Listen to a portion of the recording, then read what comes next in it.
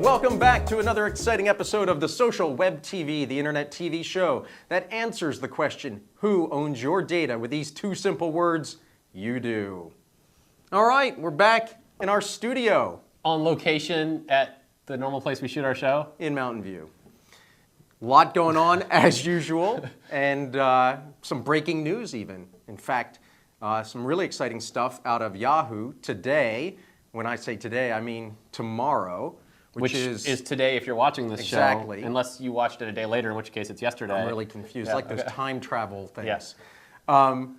Pushing the ball forward or upping the ante in implementation of OpenID together with Plaxo, and that will be one of the main things we talk about today. That's right, it's Yahoo, I'll give you a little spoiler, Yahoo's turned on profile and email address portability for their data across OpenID. It's very exciting, and we'll get into that in a second.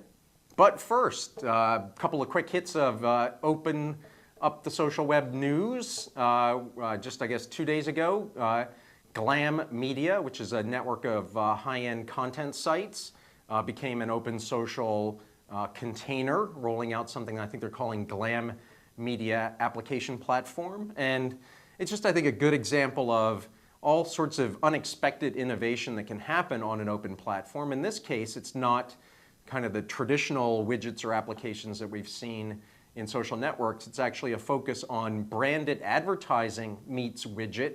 And I think there's also an angle where they're allowing these things to go not only across their network, but onto other open social containers. So there's some cool stuff there. I like how it sort of reminds me of what LinkedIn did, where they sort of want to take their own spin on an application platform, but even so, they saw value in using the same standards and building blocks that they figured a lot of developers are becoming used to having, rather than saying, this is a whole new language and a whole new set of conventions that only work for my site. It's easier to get developers, it's easier to get community support, it's easier to get extra value add if you use a common set of open standards, even if it's not one of these write once, run everywhere kind of situations. So it's nice to see more examples of people realizing that using the OpenStack makes sense even in a sort of constrained environment like that. So very cool.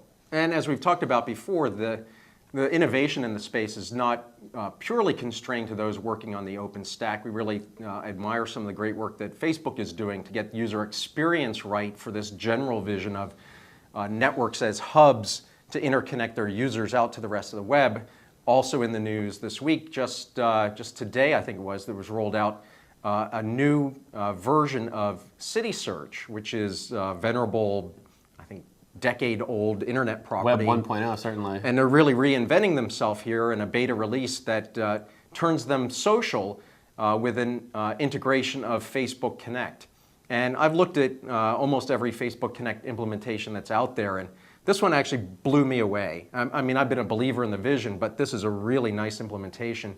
And if you want to get a glimpse into this social web that we talk about so much, I really recommend go check out City Search. I went there within a couple of clicks. I was set up with a new account. I saw some of my friends from Facebook were there, that they had some reviews. I checked out their reviews. I got inspired to write a review myself of one of my favorite pubs, Toronado.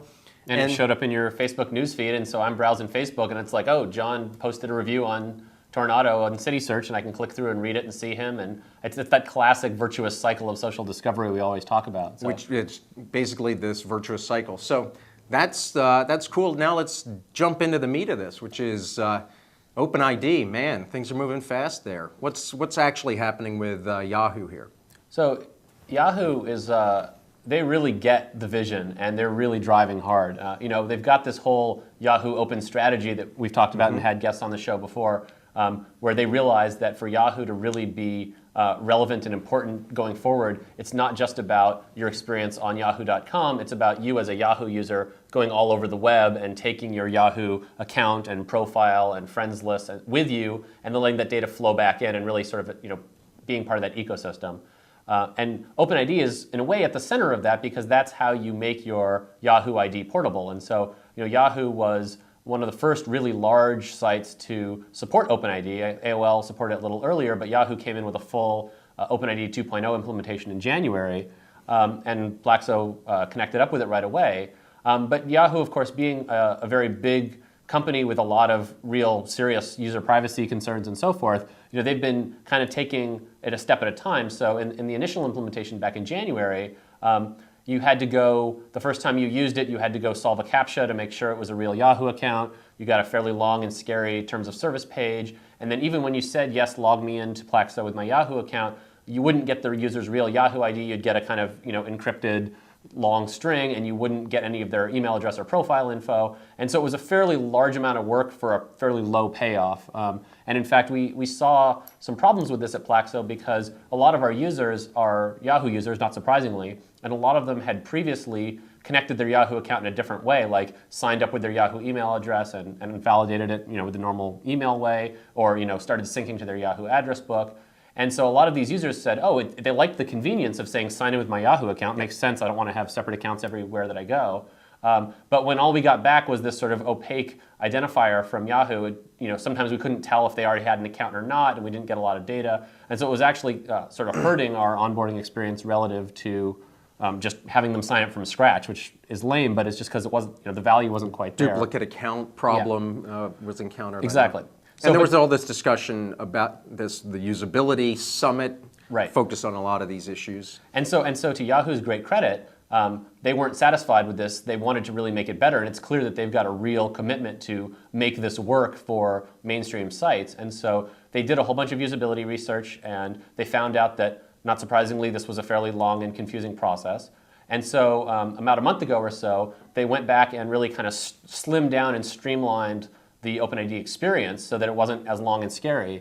And then today what they've turned on is they're now letting you also share your auto-validated Yahoo email address. So basically, if I'm jsmarr@yahoo.com, Yahoo knows when I'm signed in that that really is my email address. So there's no need for Plaxo to go send you an email and say, click here and really confirm that you really are that email address. And they're letting you provide the richest set of contact info that any OpenID provider of that size has ever let released out. So name, gender, time zone, language, things like that. Sort of stuff that any website's going to ask you to fill out again, and it just gets pre-filled. So I think I get it, Joseph, but it might be better to, instead of talk about it, just maybe do a demo. Okay. Well, using our new technology, let's see. Let's start over here on the Plaxo page and say I'm trying to sign up for a new account or just get into the account that I already have. Now I've got this nice little sign in with my Yahoo ID button, and when I click that, it bounces over to Yahoo. Oh, boop. And I get this nice, clean, friendly page on Yahoo that says, you're about to log into Plaxo.com. Is that okay? And by the way, is it okay if you share some of your profile info with them? And you can see you have the option to share or not share depending on whether you trust the site. I'm gonna share. Okay. And then whoop, you're back on Plaxo. And you can see that all the info has been filled into the form. So it's a much more streamlined sign up, no separate password for Plaxo, and you're in. And the next time you come back to Plaxo, you just click that button, and you probably already are signed into Yahoo, right? So no more, what password did I use when I signed up for Plaxo? I can't remember, for people who don't sign in all the time. You just go over to Yahoo, go in, and you can check your pulse. So really starting to make it user-friendly and effective. And I think real kudos to Yahoo for figuring out, this is now their third major rev this year of their OpenID provider, and it's pretty clear they're committed to making your Yahoo account truly useful around the web, and it's been really awesome to work with them. And you could definitely see how if just a couple more pieces of data could come over, we could actually eliminate that whole registration page itself. Yep, we're working on it. And obviously great for users, great for the relying party, the site that's accepting that Yahoo OpenID. This was really one of the major topics at this Internet Identity Workshop where we shot the show live last week. I think all of the players, large and small, have realized how important making your account and profile portable across the web is. If you really want to be, sort of relevant going forward, it's not just about my own little corner of the web. It's about how I, as a user, take that information all around the web. So, just incredible participation from Yahoo, Google, Microsoft, Facebook, et cetera. Mm-hmm. These are companies. Some of them have been at past IAWs, some of them not. but never with the level of their leading sessions. They're diving into the details. I mean, incredibly engaged. Really cool to see. And how did Yahoo go about making the improvements that we just demonstrated? Are they using a special version of OpenID or an extension? They're using the simple registration extension, affectionately known as SREG. SREG. And it just allows that data to sort of piggyback on top of OpenID. So the nice thing is it was a very minimal change to support those fields. And it's pretty cool. So for example, if say you're a French or Chinese Yahoo user, and you click over to Plaxo, you send your language across, and so we'll automatically serve you the French or Chinese version of Plaxo. So it's this really nice kind of seamless onboarding that you wouldn't otherwise get. And just to finish that thought about IIW, not only were these big players there, the whole topic was not should we be playing in this space at all. Obviously, they've all convinced themselves now that they are, although that's new in the last year. But now the topic was, how do we really make it work? And make it work is partly how do you streamline the user experience, like we had that UX summit, and there was, in fact, we got into a great discussion with Luke from Facebook there about all of the nice little usability enhancements that they'd made to Facebook and imagining how you could build those into the open stack if you wanted to. And it's a great way of figuring out, how to streamline things even further. But the second piece was, it's very clear that for users and for sites, logging in to a user also means bringing your data with you, right? Mm-hmm. So if you say, I'm a Yahoo user, that means I've already got an account, and I've already got a profile, and I've already got an address book, and maybe I use Flickr and Delicious and Upcoming, right? It's very rich when I say I'm a Yahoo user. And so users expect to be able to bring that data with them. And when they do, it turbocharges onboarding. It gets users into the app very fast. I mean, if you think about that Facebook Connect case that you were excited about in CitySearch, it really is this combination of login plus bringing in data plus being able to share things back. And so, at a technical level, it's been this OpenID OAuth hybrid flow that we've been using. But to the user, it just means I get one page that says, hey, do you want to log into the site and do you want to share your data? And boom, it comes. And so really nice to see how much engagement there's been at that level. Yeah, well, so I think a couple things. For folks who want to check this out, Yahoo is rolling it out in a cautious way, a prudent way. So for now, certainly you can check it out on Plaxo. There may be one other site that's announced. I'm sure they'll roll a few out over time as it works. Yeah. So it's just whitelisted right now. But this is really exciting to see this. And this is, I think, really one of the most interesting arenas for competition in 2009. Those who are identity providers trying to figure out how to create the best experience end to end. And it's going to be exciting, obviously, for us at Plaxo as one of the larger relying parties to be at the center of all that action. When you can imagine if not only these big companies are involved, but they're actually competing with each other to see who can provide the most value, there's going to be a lot of goodness happening in a very short period of time. Cool. Well, congratulations to our friends over at Yahoo. It's great to see the progress you're making here. And to everyone else out there, join us again next week for another exciting episode of The Social Web TV.